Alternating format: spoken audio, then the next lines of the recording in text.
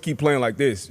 This train, people are going to keep jumping on this train. Danny Dimes, we talked about it. He's just finding guys. The offensive line, it always starts in the trenches. They've been protecting them. He's been dissecting defenses. And then Jonathan Taylor, we know all of the great running backs that have come through this organization. He has a chance to be the very best one when it's all said and done. Already up to 12 touchdowns.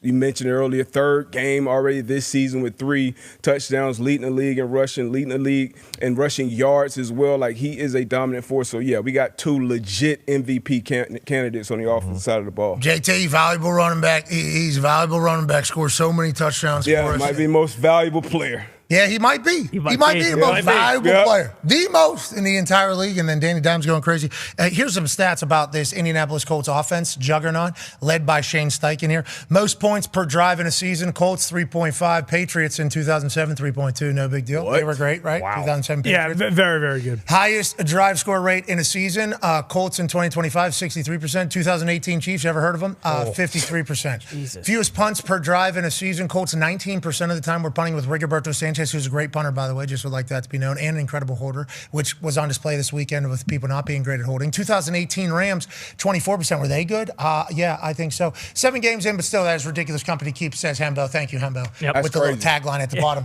Yeah. That's crazy. We didn't punt for like 3 weeks or whatever. Yeah. It's like Dimes knows exactly what to do in every single play. He knows exactly, like, even where to run. And then if it doesn't work out, Jonathan Taylor's vision is...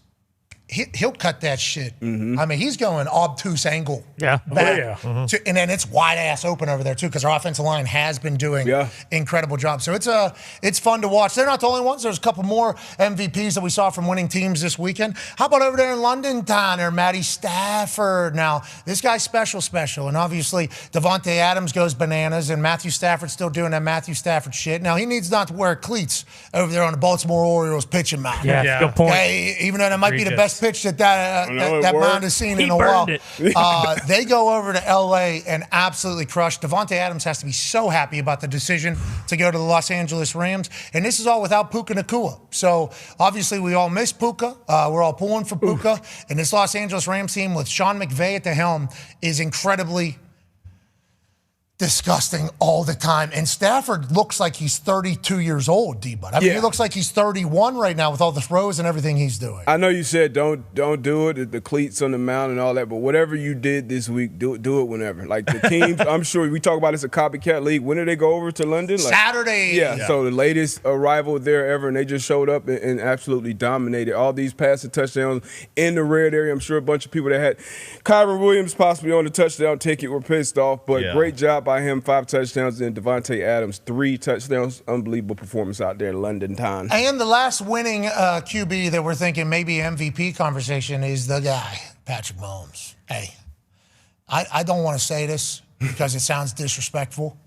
Patrick Mahomes is the greatest at football again. Yeah. And the only reason why I'm saying that is because he's playing like he was playing a couple years ago. So their offense kind of transitioned into a different offense, whether it was the personnel that they had. Remember, there was a time where they didn't have anybody to catch the ball. So they had to go on the run game. They had to do defense. They had to be very conservative. There was a time where he was wide open, throwing it all over the place, running all over the place. And they've had success both ways. Feels like we're back to Showtime Patrick Mahomes. Feels like it's time. He'll put the team on his back if he has to, but we're throwing the ball all over the place. We're no looking. We're doing absurd shit on a regular basis. And it'll be a headline here in about a second. Everybody knows what's going on with the Chiefs right now. As soon as anybody starts seeing some of these highlights, Rashee Rice is back. How you doing? Keep moving. Let's go ahead and force feed him a couple touchdowns, make sure he feels welcome. We got Worthy as well. Oh, yeah. And we got Travis. Oh, yeah. And we got Patrick Mahomes from a couple years ago when he was putting the team on his damn back as opposed to the conservative offense, Patrick Mahomes, that he had to be. Once again, I don't want to say that he was doing anything by choice. Had to do it to win it. This is exciting. This is electrifying. And this is why as soon as the sportsbook saw a glimpse of it, there was like one game 3 weeks ago where Patrick Mahomes started moving. They're like, yep, he's the favorite. Let's go ahead and put him right back up there with what they're going to do.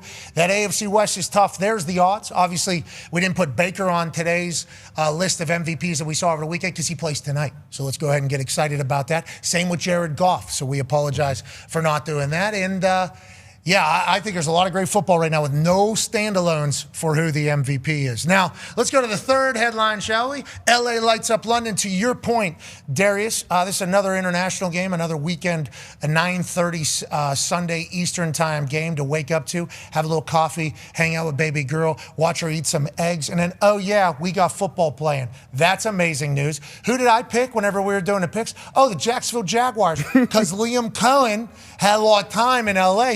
He'll know what they're doing. Yeah. That's good. And this Jaguars team's a good team. They're good. In LA, they're not going over until Saturday. They think this is a joke. Stupid. What you didn't remember, what we didn't think about, and I think I mentioned it on Friday, but it didn't hit me until late. Them choosing to fly over on Saturday, stay on the East Coast, Baltimore, then fly over there. They have those long-ass flights on a regular basis. Yep. Anytime they got to fly to the East Coast from LA, it's 4, 5, 6 hours.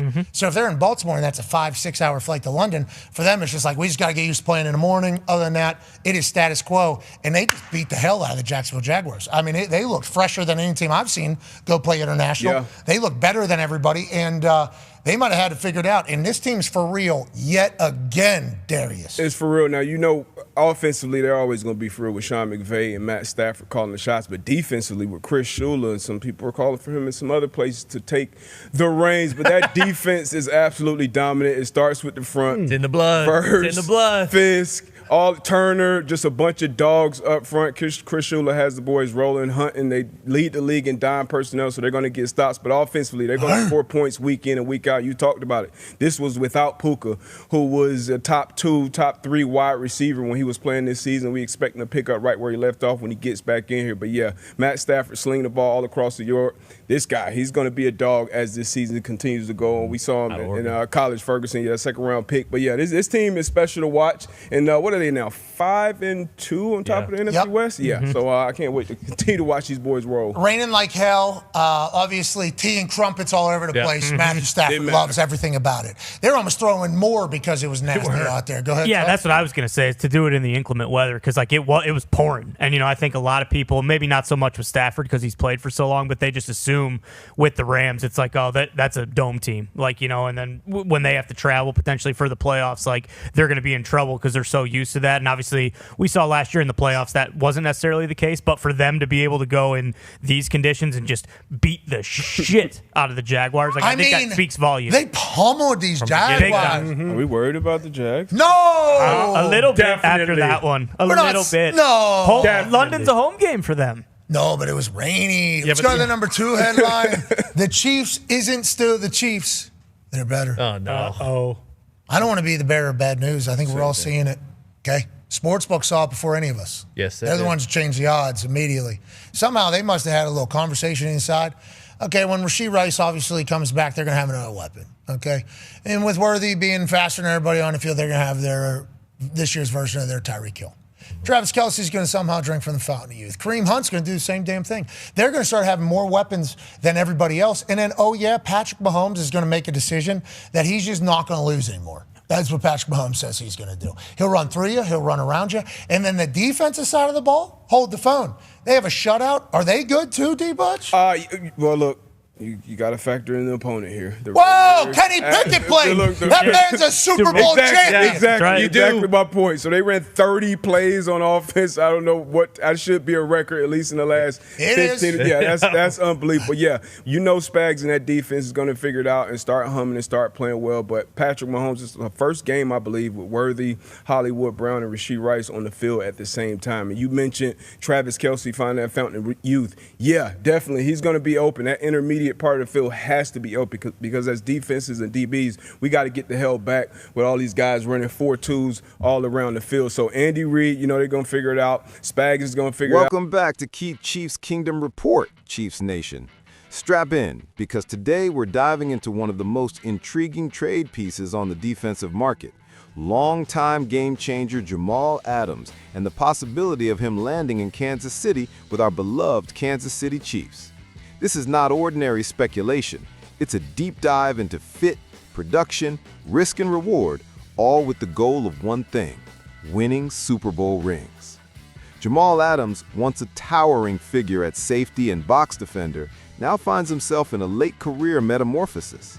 He originally broke out with the New York Jets, earning multiple All-Pro selections, disruptive plays, forced fumbles, sacks, and yes, the kind of presence opponents dreaded. But time, injuries, and scheme changes have challenged him. In 2024, his PFF overall grade was only 43.0, coverage grade 35.5, far below his peak. That doesn't mean the story ends there. What makes Adams interesting for the Chiefs right now is twofold. One, he's changed roles into a hybrid linebacker edge component, which opens new possibilities. Two, the Chiefs have a clear need in their linebacker, big nickel, or rotation front to bolster their defense in deeper packages, especially with the championship window clearly open. Let's examine the numbers and the scenario. In his prime, Adams was elite. He tallied more than 20 sacks in his career, 21.5 by one count, and hundreds of solo tackles. More recently, though, the raw numbers read like this. In 2024, he posted minimal snaps and minimal output. He appeared in just 3 games for the Tennessee Titans before being released. But there's a bright spark. In 2025 preseason reports, it's noted that Adams, in a new role with the Las Vegas Raiders, after being moved closer to the line as a linebacker, earned a stunning 90.9 PFF grade, showing 3 run stops, 2 pressures, 1 catch allowed for 5 yards. That's the what-if moment. What if he still has juice in his second act? Now, visualize this scenario for the Chiefs.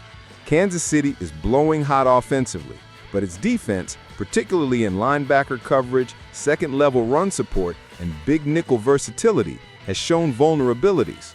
A player like Adams could slot in as a hybrid linebacker, big nickel, offering coverage ability. He's still credited among top linebackers in coverage and limited snaps, and the physicality near the line of scrimmage to defend run and pressure. According to recent reports, Adams allowed just 11 yards on 3 targets in coverage through limited usage, and logged 6 stops, 2 tackles for loss, a QB hit, and earned a grade of 86.5 among Raiders defenders despite minimal snaps. Consider this. When the Chiefs find themselves facing elite offenses that test the second level, or versatile threats that attack both run and pass in the middle and short zones, having a player who can align closer to the box and still carry coverage responsibilities gives defensive coordinator flexibility. Adams could relieve pressure on starters, rotate in sub-packages, create matchups that many offenses don't want to see. And in playoff settings, that kind of versatility is gold. And let's talk wins. The Chiefs are chasing championships. Every edge they can give themselves over opponents matters. If they add someone like Adams, they're saying, we intend to win now. The boost may not be headline-worthy like trading for a 20-sack monster, but the incremental value, better coverage in the second level, less exposure on third downs, more flexibility in heavy packages, could tilt close games and make the difference in playoff seeding and runs. With the offense already elite, the defense needs to join the party at full strength. Yes, caveats exist. Adams is older, around 30. His recent production has been spotty. His injury history is substantial.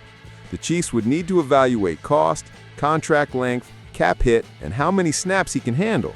But if the reward is a rotation piece whose upside is still high, the gamble is reasonable given the window. In conclusion, for Chiefs Kingdom, for fans in red and gold, the possibility of bringing Jamal Adams into the fold is compelling. It fits a clear defensive need, it aligns with a championship mindset, and if he can rediscover the explosiveness of his earlier years, albeit in a modified role, it could be a quiet move that pays loud dividends. In an era where edge rushers and linebackers who cover well are premium pieces, Kansas City could strike a smart deal and push their defense into full contender mode. What do you think? Would you be thrilled to see Jamal Adams in a Chiefs uniform? Do you believe the upside outweighs the risks in pursuit of another Super Bowl run? Let me know in the comments below. If you enjoyed this breakdown, hit that like button, subscribe to Keith Chiefs Kingdom Report, and make sure you never miss a beat in the journey to the next title.